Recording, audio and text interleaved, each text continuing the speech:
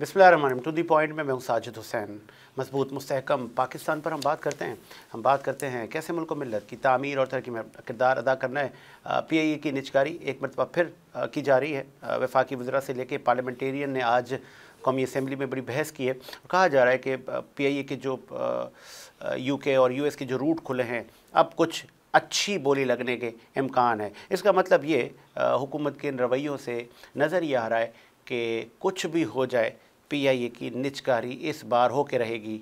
देखें क्या ये मुल्क के लिए सूदमंद साबित है, नहीं है। मिर्ज़ा इख्तियार बेग ने भी खूब हुकूमत की कहें सरजनिश की है।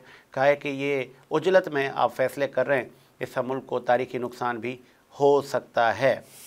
मिर्ज़ा इख्तियार बेग का ताल्लुक़ पाकिस्तान पीपल्स पार्टी से, कराची से आप कौमी असम्बली का इलेक्शन लड़के पार्लियामेंट में गए हैं, लेकिन पाकिस्तान पीपल्स पार्टी हुकूमत की इत्तेहादी जमात है। अब वो भी तनकीद करना स्टार्ट कर ली। इस पर बात करेंगे। फिर बात करेंगे हुकूमत और PTI की मुज़ाकराती कमेटियों का क्या हुआ। पाकिस्तान तहरीक इंसाफ अब मुज़ाकरात के लिए संजीदा है। PTI ने माजी में क्या गलतियाँ की, इस पर भी आज हम बात करेंगे। PTI के माजी, मुस्तकबिल और हाल से बात करने के लिए स्टूडियो में ज्वाइन किया। आपका ताल्लुक़ पाकिस्तान तहरीक इंसाफ से है, कराची से आपका ताल्लुक़ है। मिर्ज़ा इमरान ने हमें ज्वाइन किया। बहुत शुक्रिया सर। मिर्ज़ा इमरान साहब, आपने टाइम दिया। पहले ज़रा ये PIA की निजकारी पर हम बात कर लेते हैं। अब ये हाथी नुकसान में है, इस हाथी को बस फ़रोख्त कर लेना चाहिए। हुकूमत ये कह रही है बस अब बहुत हो गया। देखिए, दरअसल बात यह है कि किसी भी मुल्क की मईशत को चलाने के लिए आपके पास ब्रेन होना चाहिए, आपके पास टैलेंट होना चाहिए। अच्छा, आप देख लें कि यही PIA है जिसने एमिरेट्स एयरलाइन जो है वो बनाई थी और एमिरेट्स एयरलाइन को चलाया भी है। और आज आप देखें कि एमिरेट्स एयरलाइन जो है वो कहाँ से कहाँ पहुँच चुकी है। और एमिरेट्स एयरलाइन ऐसे जा रही थी तो PIA ऐसे आ रही थी। ऐसा सर सिर्फ 17 जहाज़ बच गए। 34 जहाज़ हैं जिसमें से 12 तो ख़राब हैं। देखिए, बस 17-16 जहाज़ बच गए। शाहिद भाई, मैं आपसे यही कह रहा हूँ कि किसी भी मईशत को चलाने के लिए या किसी इदारे को चलाने के लिए दिमाग चाहिए होता है, टैलेंट चाहिए होता है। आपके पास लोग मौजूद नहीं हैं ना, आप अगर लोग मौजूद भी हैं तो आप उनसे इस्तेफादा हासिल नहीं करते। ठीक है। अभी जो PIA है, जो सूरत हाल है PIA की, अभी इन्होंने बीच में जो ऐड दिया था इसकी प्राइवेटाइजेशन के लिए, तो आपके सामने है वो 10 अरब रुपए जो 90 मेरे ख्याल से 80 अरब 90 अरब पे इन्होंने रिजर्व प्राइस रखी थी और 10 अरब रुपए की इनके पास बोली आई। अच्छा, मैं एक कॉल ले लूँ इमरान साहब, एक कॉल ले लूँ। हमें सीनियर पॉलिटिशियन है, आपका ताल्लुक पाकिस्तान पीपल्स पार्टी से, मिर्ज़ा इख्तियार बेग ने ज्वाइन किया है। खुश आमदीद कहेंगे मिर्ज़ा इख्तियार बेग साहब आपको शो में।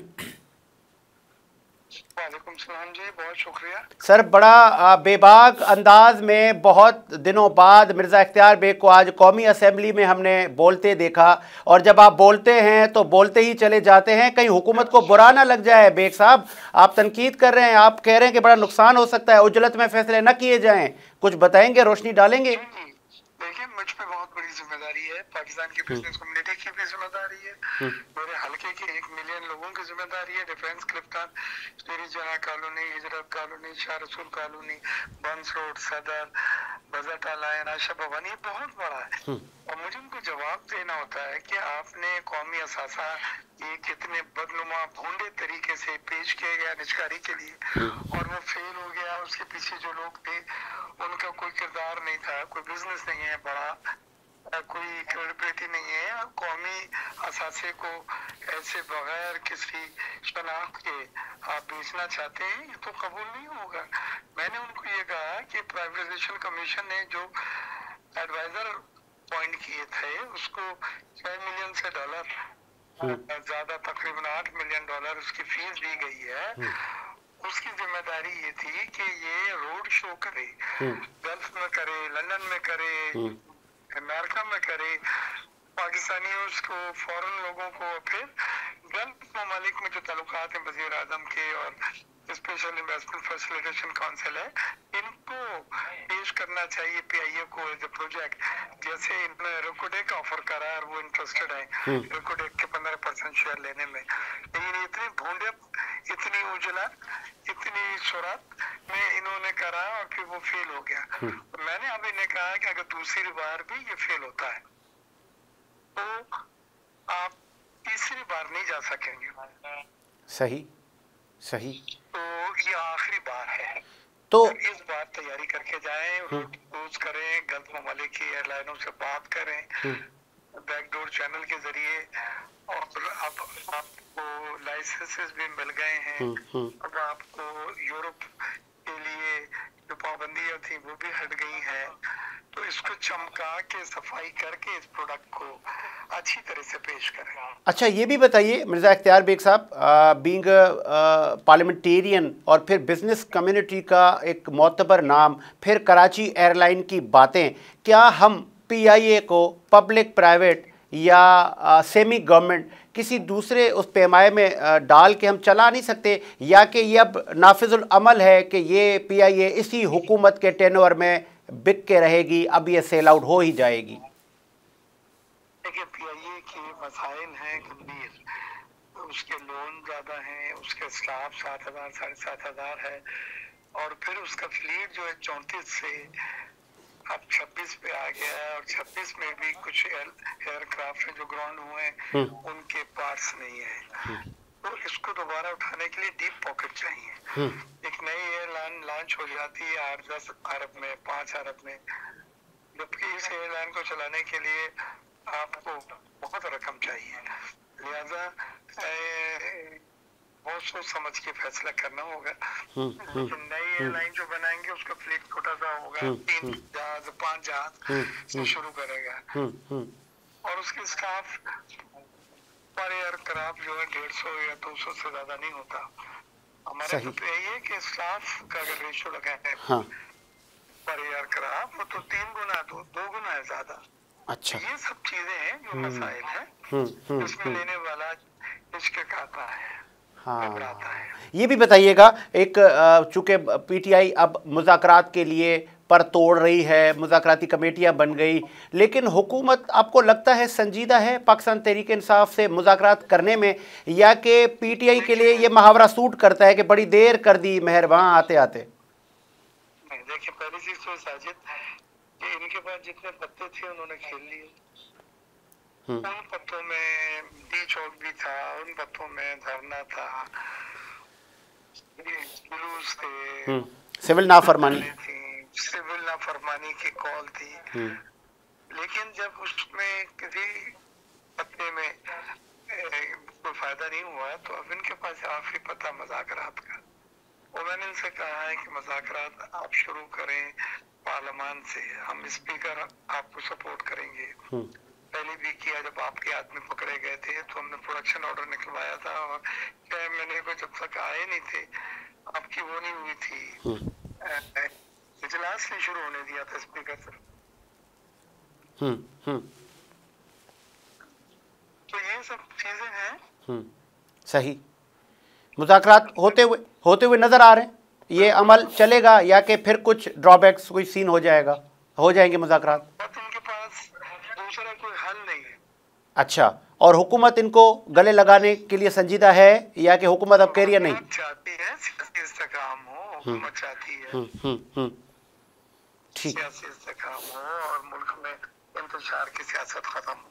ठीक है, ठीक है। बहुत शुक्रिया आपके कीमती वक्त का। मिर्ज़ा इख्तियार बेग साहब ने अपना मौक़िफ़ दिया और कहा कि बहुत बड़ा वज़न है, बहुत बड़ी रकम चाहिए PIA को चलाने के लिए, जो कि लग ये रहा है इन स्टेटमेंट से कि ये अब कहते हैं ना कि ये किस्सा, ये कहानी अब एंड पर है। फिर वो 7,000 7,500 जो लोग हैं, क्या वो मूव हो जाएंगे किसी और कंपनी में, या कि सब फारिग होंगे? इमरान साहब, आप कह रहे थे कि PIA कौमी एयरलाइन, बिल्कुल कौमी एयरलाइन, लेकिन एक वो एयरलाइन या एक वो कंपनी जो कि अरबों रुपए की मकरूज़ हो, हम नहीं जा रहे वादी में, ख़त्म हो गई कहानियाँ, बस सब ने अपना हिस्सा डाला, अब नहीं चल रही, अब क्या करें?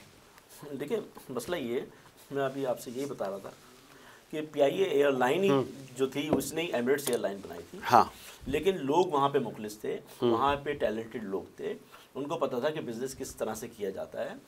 अनफॉर्चुनेटली एमिरेट्स ने अपना सफ़र तो ऐसे किया है, जबकि PIA ने अपना सफ़र जो है वो ज़मीन की तरफ किया है और पस्ती की तरफ चली गई। आप ये देखें कि PIA के अंदर इस वक्त जो सूरत हाल है, जिस तरीके से इन्होंने इश्तिहार लगाया है, ये बेसिकली अगर देखा जाए तो इसके अंदर आप ये देखें कि ये असफ़हानी साहब ने जो है ये कायदे आज़म मोहम्मद अली जिन्ना साहब को पाकिस्तान के लिए ये तोहफे तन पेश की थी और तोहफे में दी थी एयरलाइन, अपनी एयरलाइन दी थी। एक तरफ तो आप इमरान खान पे इल्ज़ाम लगाते हैं कि जी घड़ी बेची और तोशा खाना से लेके, दूसरी तरफ जो है ये एयरलाइन जो तोहफे मिली थी आप इसका बाकायदा इश्तिहार लगा के इसको आप बेचने जा रहे हैं, जबकि ये कौमी असासा है। सबसे पहले तो आप इस चीज़ को मुहर्रिकात देखने की ज़रूरत है कि PIA इतने लॉसेस में, इतने नुकसान में इसकी वजूहात क्या थी। वहाँ पे एक्सेस भर्तियाँ की गई हैं, वहाँ नॉन टेक्निकल लोगों को अपॉइंट किया गया है, और वहाँ पे जो आपकी जहाज़ों की मेंटेनेंस नहीं हुई है जिसकी वजह से, अच्छा फिर इन्होंने वहाँ पे जो जाते थे जिस तरीके से आपके जो एम्प्लॉइज़ हैं वो जिस तरीके से बैरून मुल्क जाके स्लिप हो जाते थे, तो एक चीज़ नहीं है, बहुत सारी चीज़ें हैं जिनको देखने की ज़रूरत है। अच्छा, इससे पहले इन्होंने जो है एयरपोर्ट जो है वो आउटसोर्स की है, उससे पहले इन्होंने जो है बंदरगाहें जो है वो आउटसोर्स की है। तो मैं आपसे यही कह रहा हूँ कि इनके पास टैलेंट नहीं है, ना इनके पास दिमाग है, ना इनके पास लोग हैं जो कि इदारों को चला सकें। तो आखिर में नौबत फिर यही आती है कि आप अपनी चीज़ें बेच बेच के गुजारा करते हैं। इस वक्त इनकी जो टैलेंट है, आप ये इस बात से अंदाज़ा लगा लें कि जो इस वक्त जो बेरोज़गारी हो जाती है या आप मंशियात में लोग पड़ जाते हैं, उसके बाद क्या होता है, फिर वो घर के बर्तन बेच बेच के गुजारा करते हैं, क्योंकि उनके पास और कोई रास्ता नहीं होता। जो इस वक्त ये घर के बर्तन बेच रहे हैं, पहले इन्होंने बंदरगाह बेची, एयरपोर्ट बेचे, अब ये PIA बेच रहे हैं, और कल को जो है ये बेच के फिर उसके बाद क्या करेंगे, फिर कल और चीज़ कुछ और बेच रहे होंगे, और बेच भी रहे हैं तो आप ये देखिए कोई खरीदने के लिए भी तैयार नहीं है। क्या ही फिर क्या ही अच्छा होता कि आप इस हुकूमत के शाना बशाना बैठते, हाथ में हाथ मिलाते, जमहूरियत के समल को चलने देते, कुछ आपके लोग कुछ अपोजिशन हुकूमत मिल के ये मुल्क चलाते। लेकिन आपने भी तो कोई कसर नहीं छोड़ी ना इमरान साहब, जलसे जुलूस, लाशों की सियासत और फिर सुल्तान राय वाले नारे। तो फिर ये उंगली आपकी तरफ भी तोड़ती है ना सर। तो क्या ये अच्छा नहीं होता, जिस तरीके से आपने कहा, तो क्या ये अच्छा नहीं होता कि जिसको अवाम ने वोट दिया है उन्हीं को हुकूमत करने दी जाती और उन्हीं को हक हासिल होता कि इदारों को किस तरीके से चलाना है, और वो जाहिर सी बातें चला के दिखाते। जिस तरीके से हमने 2018 के बाद से 2.5 साल 3 साल जो हम हुकूमत में रहे हैं तो हमने चलाया भी है। हमने 22 अरब डॉलर के ज़खायर छोड़ के गए थे, और हमने जो इस वक्त जो रेमिटेंसेस थी वहाँ पे उस वक्त हमारे दौर में वो रिकॉर्डेड थी, बावजूद कोरोना के भी। और 10 बेहतरीन ममालिक में हमारा शुमार था, जिसके अंदर पाकिस्तान का नाम शुमार था, जिन्होंने बेहतरीन तरीके से कोरोना से जो है वो निपटे थे। अपोजिशन की सबसे बड़ी जमात आप तस्वर होते हैं, सबसे बड़ी आपकी सीटें भी हैं, तो फिर आप अपोजिशन में हुकूमत के साथ मिलते। मुझे याद है जरदारी साहब ने आप पर तनकीद की थी कि हमें पता है आप लोग सिलेक्टेड हैं, लेकिन आएँ मिल के मुल्क की तरक्की, जमहूरियत, बहाली, मईशत सबको लेके चलते हैं। आज आप भी ये कह सकते थे, चले जी हमें पता है, आप लोग कह रहे हैं ना कि आप लोग लाए गए हैं, तो आप हुकूमत का साथ देते बजाय कि आप अनस्टेबिलिटी की तरफ जाते। देखिए बात ये है कि अगर आप पुरानी टेन्योर की बात कर रहे हैं जिस वक्त हम हुकूमत में थे या अपोजिशन को साथ लेके चलते, तो देखिए बात ये है कि बिगाड़ी उन लोगों ने पैदा किया था।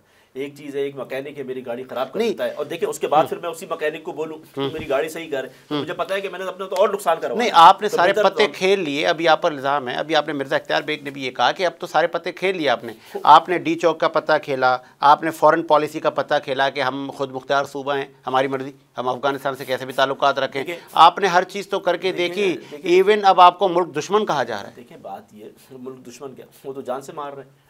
अभी डी चौक पे जो नहीं तो मुल्क दुश्मनों को क्या किया जाता है? नहीं ऐसे तो मुल्क दुश्मन आपको कहा जा रहा है ना, आप सर्टिफिकेट तो आप ऐसे काम कर रहे हैं ना। कौन से मुल्क दुश्मनी? एहतजाज जो है पूरा सिविल नाफरमानी क्या है? पूरा अमन एहतजाज करना हर पाकिस्तानी का हक है। वहाँ पे आप मुझे बता दें एहतजाज के लिए पूरा सूबा है। देखिए पूरा सूबा नहीं, देखिए खैबर पख्तूनख्वा में आप करें, लेकिन अगर पूरे पाकिस्तान में कोई हसास जगह है, कोई कैपिटल सिटी है, कहाँ पे फॉरेन डेलीगेट्स आए हुए हैं, सिक्योरिटी खदशात है, तो आप उन पे यकीन नहीं करेंगे। पाकिस्तानी कहीं पे भी जाके पूरा अमन एहतजाज अपना रिकॉर्ड करा सकता है, एग्रीड जगह का तायुन स्ट्रांगली एग्रीड। लेकिन अगर आपको इदारे लॉ एनफोर्समेंट एजेंसी से इजाजत दें तो कल धमाका हो जाए, कल खुदकुश हो जाए, फिर क्या कहेंगे? अच्छा मैं आपको एक मिसाल दूं। अभी 18 तारीख को या 17 तारीख को जो था इनका यौम शोदा था अपना पीपल्स पार्टी का, ठीक है, साने कारसाज हुआ था, ठीक है। उसी दिन जो है हमने जो है एहतजाज रखा था, ठीक है, हमारा पुरअमन एहतजाज था। उसी दिन जो है दफा 144 लगा दी गई, ठीक है। पीपल्स पार्टी का जलसा भी था हैदराबाद में, इनकी रैलियां पूरे कराची के अंदर दंदनाती फिर रही थी, और हमारे लोगों को अरेस्ट कर करके जो है FIR कर करके बंद कर रहे थे। हम 4 लोग इकट्ठा नहीं हो सकते थे। ये पूरा कानवाय चीफ मिनिस्टर ने कारसास में खड़े होकर जो है वो जलसा भी किया, वहाँ पे अपने जो वर्करों से खिताब भी किया। तो ये मुझे बताएं ना, ये कौन सा कानून हमारे लिए कि जनाब हम जो है दफा 144 लगा दें, फिर आप उसको बोले कि जी आपने कानून के खिलाफ, आपकी रैली में इंतशार भी तो होता है, कानून की खिलाफवर्जी आपकी रैली में इंतशार नहीं होता? नहीं, बिल्कुल भी। आपके सीएम के गंडापुर साहब क्या करते हैं, हलीम आदिल शेख साहब क्या करते हैं? बिल्कुल। अच्छा मुझे बता दें, कहाँ हमारी अभी सक्खर के अंदर आपके सामने कश्मीर के अंदर हमारी गाड़ी को आपने वीडियो नहीं दी, आपने टायर जिस तरह से गोलियां चलाई हैं, स्ट्रेट फायर की हैं, ऐसा कहीं होता है? डी चौक के ऊपर जिस तरह के स्ट्रेट फायर करके लोगों को मार दिया गया, वो पाकिस्तानी नहीं थे? चल फिर जवाब उनसे बात कर सकते थे। ये सवाल अवाम पूछ रही है आपसे, साजिद की शक्ल में अवाम पूछ रही है। आप इल्जाम लगाते थे कि 9 मई को हमारे लोगों को रोका क्यों नहीं, कहाँ चली गई थी पुलिस, कहाँ चली गई थी रेंजर, कोर कमांड हाउस की सिक्योरिटी कहाँ चली गई थी? वो खुदा के बंदे, अब तो आपको रोका जा रहा था, 3 दिन आपको रोका जा रहा था, खुदा के वास्ते इस्लामाबाद ना आए। सर यहाँ पे मेहमान आए हुए हैं, ये आपके भी मेहमान हैं, अब आप कह रहे हैं कि हमें रोका क्यों? देखिए पहले आप कहते थे हमें रोका क्यों नहीं? नहीं, देखिए बात ये, देखिए हमने डी चौक पे जो गए थे, हम पुरअमन तौर तरीके से गए थे। इन्होंने जो हमें एहतजाज करने के लिए आपके लोग आंसू गैस चला रहे थे। देखिए हमें नहीं आपके लोगों के पास रोकना था ना। देखिए हमें ये पता था कि आंसू गैस की शैलिंग कर लेंगे, हमें ये पता था कि चले रबर बुलेट्स चला लेंगे, हमें पता था कि हम पे लाठी इस्तेमाल करेंगे, लेकिन हमें अंदाजा नहीं था कि स्ट्रेट फायर करके पाकिस्तानियों की, अपने लोगों की जान ले लेंगे। हमें इस बात का अंदाजा नहीं। अभी आप एक कैंपेन तो चला, गोली क्यों चलाई? तो गोली क्यों चलाई? किससे कह रहे हैं आप लोग? ये बताएं किससे कह रहे हैं? कौन किसने चलाई? हुकूमत कह रही हमने नहीं चलाई। शहबाज शरीफ का ऑन रिकॉर्ड देख लेना, शहबाज शरीफ ने शाबाश दी एसएफएसएलआर को, शाबाश एसएफएसएलआर साहब, आपने बेहतरीन तरीके से निपटा। तो शहबाज शरीफ से पूछा जाए ना कि जनाब गोली किसने चलाई, वो तो प्राइम मिनिस्टर है ना, तो उसने तो शाबाश दी एसएफएसएलआर को। नहीं तो अगर गोली चल रही थी, चले आप चलो आपकी मान लेते हैं ना, पीटीआई गोली चल रही थी, तो फिर इंतहाई माजरत के साथ जान की अमान पाऊँ, साबिका खातून अव्वल कहाँ चली गई? अली अमीन गंडापुर क्यों भाग गए अपने लोगों को छोड़ के? वो खाते गोली, आप मुझे एक बात, फिर हम कहते हैं कि यार आपने सीएम के साथ ये क्या किया? बात ये है कि हमने हमेशा पुरअमन एहतजाज को जो है तरजीह दी है। हमने कभी असला अपने हाथों में नहीं उठाया, उठाना चाहें तो उठा सकते हैं। अच्छा, लेकिन अपने मुल्क और आईनीन के दायरे में रह के हम अपना एहतजाज रिकॉर्ड कराना चाहते हैं, जो कि हमारा आईनी हक है। आप आगे से गोलियां अगर चलाते तो ये आप आईन की खिलाफ वर्जी कर रहे हैं कि आप अपनी पाकिस्तानी अवाम के ऊपर गोलियां चला के उनको जान से मार रहे हैं। इसका कोई तो जवाब दे होगा। इसी तरीके से साने मॉडल टाउन हुआ था लाहौर के अंदर, वहां पे भी उस वक्त लोगों ने जो है गोलियां चला के जो है बेगुनाह लोगों को मारा था जान से। नहीं वफाक हुकूमत आपको कह रही थी इमरान कि आप लाशों पे सियासत कर रहे हैं। नहीं, हमने तो लाशें आपने लाशें, अगर आप कह रहे हैं लाशें तो उन्होंने गिराई है, लाशें हमने तो नहीं गिराई। आपको हुकूमत मना कर रही थी, हमारे लोगों की तो लाशें गिरी है। अच्छा वैसे एक बात बताएं, आपकी कैंपेन थी खान नहीं तो पाकिस्तान नहीं, और हम खान को लेने आ रहे हैं, तो लेकर आ गए खान को? ऐसी तो कोई कैंपेन नहीं थी सर। बिल्कुल 9 मई पे आप लोगों ने ये नारा लगाया, और अभी अली अमीन गंडापुर कह रहे थे कि मैं खान तुम्हें लेने आ रहा हूं। खान को कहां से लेने आ रहे थे आप लोग? अडियाला जेल तोड़नी थी आप लोगों ने, 288 तो यारकमाल बनाना था आपने इस्लामाबाद को। अच्छा मुझे बताएं, 288 तो केसेस बना के रखे हुए, कोई साबित तो कर दे, कोई भी एक भी सच्चा केस है? आप समझते हैं कोई एक भी सच्चा केस है? नहीं, 9 मई में फैसले होने वाले हैं सर जी। हाँ तो 9 मई के अंदर 9 मई में बड़े सजाएं होनी है सर, मेरा तजुर्बा बता रहा है, छोटा सा तजुर्बा है मेरा। देखिए जो गोली चला के जान से मार सकता है वो कुछ भी कर सकता है, जो गोली चला के जान से मार सकता है वो कुछ भी कर सकता है। यही आप देख लें, सबक हासिल करें जो जुल्फिकार अली भुट्टो साहब के साथ हुआ था, जिस तरीके से उनको फांसी के तख्तेदार पे लटका दिया गया था। ये तो पीपल्स पार्टी कोalition में उनको चाहिए। इमरान खान को आप जुल्फकार से ना मिलाएं। देखिए इमरान मिर्जा साहब, देखिए बात ये है कि उससे भी बड़ा लीडर है। अच्छा जी, उससे भी बड़ा लीडर है इस वक्त पूरे पाकिस्तान की जो नुमाइंदगी आप कह रहे हैं। देखिए गुलदस्ता है, आप कह रहे हैं ना, पूरे पाकिस्तान उसका इंटरनेशनल लेवल अवाम कह रही है, बिल्कुल अवाम ने तो वोट दिया है उसको। तो अवाम कहाँ है? 10-12 हज़ार लोग नहीं निकलते इमरान खान के लिए। 12,000 आप काफिले में देख ले, 2.5 से 3 लाख तो खाली काफिले के अंदर लोग, 2.5 से 3 लाख लोग अगर इस्लामाबाद की तरफ जाते तो क्या कुछ स्क्रीन चेंज होती? देखिए हम तो एहतजाज रिकॉर्ड करा रहे थे, हम वहाँ कोई लड़ने थोड़ी नहीं गए थे। नहीं तो आप लोग कह रहे थे लड़ने आ रहे हैं। भी थी, नहीं लड़ने नहीं गए थे, लेकिन वहाँ तो खवातीन भी हमारे साथ थी, वहाँ तो बच्चे भी हमारे साथ थे, वहाँ तो पिंडी वालों ने, इस्लामाबाद वालों ने हमें तो खाने पेश किए वहाँ पे लिया जाके। मुझे ये बताएं, चले आगे बढ़ जाते हैं ना। अब आप अभी प्रेजेंट सिचुएशन, सिविल नाफरमानी की तहरीक, ये तो सर इस ये जिन बोतल से बाहर निकला था लेकिन वापस ये बोतल में चला गया। सिविल नाफरमानी की तहरीक नाकाम हो गई। देखिए बात ये कि अब क्या होगा? आप कह रहे हैं ना सिविल नाफरमानी की तहरीक अभी तो दी नहीं है। अच्छा। सिविल नाफरमानी अनाउंस होगी तो नाकाम होगी ना। अच्छा। अब एक चीज दी नहीं, अपना अनाउंस ही नहीं किया तो कैसे नाकाम हो जाएगी? देखिए मुल्क की बेहतरी के लिए सबसे पहले कहते हैं ना पाकिस्तान है, ठीक है, सबसे पहले हमें ये मुल्क अजीज है। देखिए मुल्क का जो इस वक्त जो नुकसान हो रहा है, ठीक है, जो बेड़ा गर्क कर दिया, तो सिविल नाफरमानी से मुल्क का बेड़ा गर्क नहीं हो रहा, बचेगा। कैसे बचेगा? बचेगा चूंकि वो जो रेमिटेंसेज आ रही हैं, जो करोड़ों डॉलर आ रहे हैं, मतलब एक गरीब, आ रहे हैं, एक लेबर, और वो एक लेबर जा रहे हैं, एक लेबर उसको मना कर रहे हैं, पैसे नहीं भेजो। नहीं, देखिए बात ये है कि वो भेजें, लेकिन देखिए वो तो अपने एक सिस्टम है, लेकिन जो इस मुल्क के जो पैसे आ रहे हैं और जिस तरीके से यहाँ पे मुल्क का ये जो उनके पैसों की मेहनत की कमाई का, आपको पता है यूनान के अंदर अभी कल परसों किश्ती का हादसा हुआ, उसमें कितने पाकिस्तानी जान से चले गए। क्यों चले गए? इस वजह से मुल्क छोड़ के जा रहे थे। उनकी जरा माओ को तो देखिए किस तरह से रो रही थी, वो कह रही थी कि जी मेरा बेटा, किसने 30 लाख रुपए दिए, किसने 25 लाख रुपए दिए, दे के जो है वो मुल्क छोड़ के जा रहे हैं। क्यों मुल्क छोड़ के जा रहे हैं? आपके मुल्क के हालात ऐसे हैं तो मुल्क छोड़ के जा रहे हैं। 10.5 लाख इस वक्त हिंदू बरादरी है जिन्होंने इंडिया के लिए इमिग्रेशन के लिए अप्लाई किया हुआ है, वो आपके मुल्क छोड़ के जा रहे हैं। आप ये तो मुझे बताएं, आप मिसालें देते हैं कि जब 77 सालों से आप कर क्या रहे हैं? आपके साथ पड़ोसी मुल्क जो बांग्लादेश है, जो आपने प्रोग्राम किया था अभी तुमसे है पाकिस्तान अवार्ड शो, उसके अंदर 16 तारीख एपीएस 16 तारीख को साने सुकून ढाका भी हुआ था। आप दहशतगर्दी क्या होती है? मुल्क को नुकसान पहुंचाना। आप मुल्क के जो 2 टुकड़े कर दे, इससे बड़ी कोई दहशतगर्दी होगी? क्या मुहर्रिकात थे कि आपने अक्सरियत को जो है वो अकलियत को जो है अक्सरियत के ऊपर आपने हावी कर दिया। आपने बोला तुम वहां कुछ हम वहां कुछ। तो ये मुल्क किसकी वजह से टूटा? जो मुल्क टूटा तो ये आपकी सबसे बड़ी दहशतगर्दी तो ये है, जिसको कायदे आज़म रहमतुल्लाह अलैह कहते थे नोबडी कैन अनडू पाकिस्तान। तो ये किन लोगों ने जो है कायदे आज़म के पाकिस्तान को 2 टुकड़े कर दिए, जो इतनी कुर्बानियों के बाद हमने हासिल किया था? नहीं तो क्या अब भुट्टो को तो फांसी लगी थी, दूसरी बात खान को फांसी लगते हुए देख रहे हैं आप। दूसरी बात मैं आपको बता दूं, अल्लाह ना करे ऐसा नौबत नहीं आएगी। ये वो दौर दूसरा था, ये दौर दूसरा है। दूसरी बात ये, आप सुकून ढाका मनाते कि जी हमसे अफसोस हो गया, जी हमसे जुदा हो गया पाकिस्तान। और भाई कभी ढाका वाले से तो पूछो कि वो अफसोस मना रहे हैं, खुशियां मना रहे हैं। आप क्या समझते हैं? वो खुशियां मना रहे होंगे ना कि यार यहाँ पे तो 300 रुपए का आपका पेट्रोल है, यहाँ पे तो आपका डॉलर 300 रुपए का, वहां तो आज भी 30 रुपए का किलो आटा होगा, वहां पे 60 रुपए लीटर पेट्रोल। उनका 1 रुपया तो हमारे तो 4 रुपए। इसी तरीके से आप सस्ताई महंगाई का आप उसको रेशो देखें, अगर 1000 रुपए का हमारे 10 किलो आटा तो उनके 250 होगा। तो खुशियां मना रहे होंगे, वो थोड़ी अफसोस के अंदर होंगे, वो तो कह रहे होंगे शुक्र है जान छूटी हमारी। तो आपने मुल्क को इस नहज में पहुंचा दिया। खुदारा हम चाहते हैं कि हमारा जो पाकिस्तान है, जो इतनी कुर्बानियों के बाद हमने हासिल किया है, इसको प्रॉपर तरीके से जो अवाम की ख्वाहिशात है, अवाम ने, और वो इसी सूरत ही होगा इमरान खान को वजीर आज़म बनाया जाए, अवाम जिसको देगी उसको वजीर आज़म बनाया जाए। तो अभी अवाम ने एक हुकूमत बनाई है ना, उसको चलने देना। ये अवाम ने, इंटरनेशनल मीडिया देख लें आप, ट्रांसपेरेंसी सब कह रहे हैं कि जनाब 445 को यानी कि हमने इलेक्शन लड़ा, उस जगह से 4 लोगों ने, सबने मिसाल दे रहा हूँ, 5 लोगों ने जब नॉमिनेशन डाली, इलेक्शन के बाद जब वहाँ से हम उठे पोलिंग बूथ से, वहाँ से, तो जनाब वहाँ से जो फॉर्म 45 मिलता है वो सबके पास, हमारे पास यकसा है, ठीक है। उसके अंदर पीटीआई विन करी हुई, ठीक है।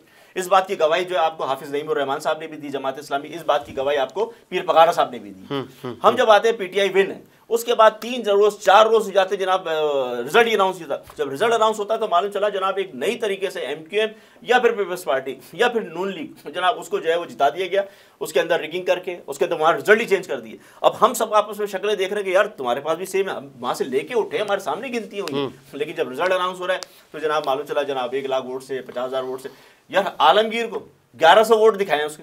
आप मुझे बताएं इससे बड़ी और कोई मतलब धांधली होगी?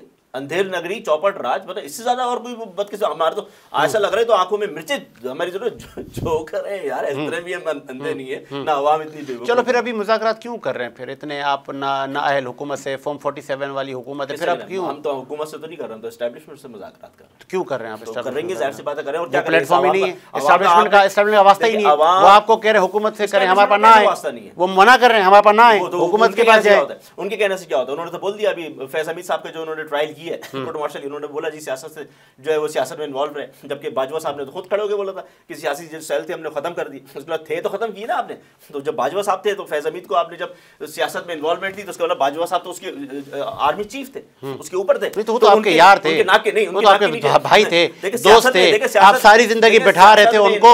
अपनी गलती भी तो माने ना मिर्जा इख्तियार बेग साहब के, हमसे भी गलती हुई कि हम खुद एस्टैब्लिशमेंट को लेकर आए सियासत में। मिर्जा इख्तियार बेग, इमरान देखें एस्टैब्लिशमेंट को, देखें एस्टैब्लिशमेंट का आप भी समझते हैं, ये अवाम भी समझती है कि हमेशा से रोल कहीं ना कहीं इनका रहा है, ठीक है।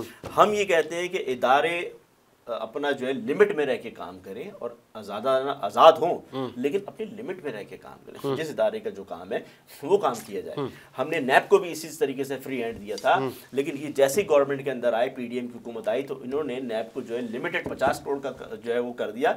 जी 50 करोड़ के नीचे की जो करप्शन होगी वो तो करप्शन है, वो करप्शन नहीं है। 50 करोड़ से ऊपर की जो होगी वो करप्शन है। चले ठीक है जी, उम्मीद कर मेरा रुख शादाबाद रहा है। मुझे साजिद हुसैन को इजाज़त दीजिए। मुलाकात होगी नए प्रोग्राम के साथ। अल्लाह हाफ़िज़।